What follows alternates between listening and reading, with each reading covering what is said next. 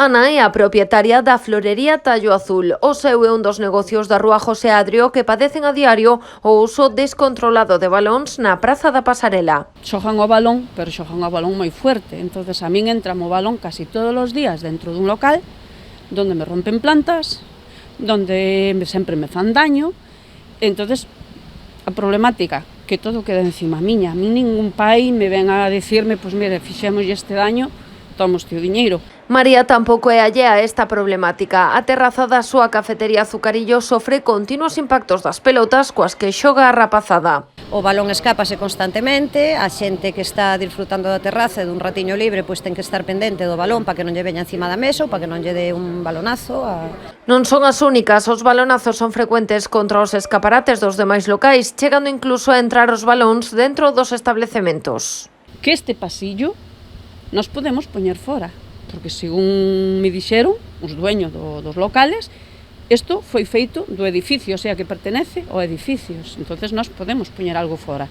Pero bueno, xa procuro non poñer fora, pero ainda así a min chega o balón á parte de atrás.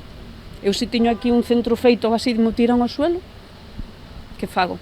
Os comerciantes insisten, non están en contra de que os rapaces xoguen, pero si reclaman que se regule esta actividade para garantir a convivencia entre todos os usuarios da praza. Primeiro tratamos de falar cos meniños, tratamos de falar cos pais, pero os pais pois non entenden, pensan que queremos botar os meniños da pasarela, nos queremos que os meniños xoguen, nos queremos moito ambiente, pero non queremos que xoguen sin medidas de impedimento para que esa pelota se escape para todos lados.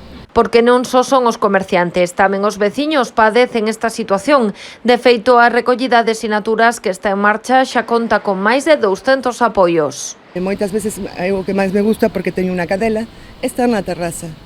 Encontrome con que recibo balonazos, non? De cativos que xogan o fútbol, non? E sobre todo o que noto é que a ausencia dos pais, non?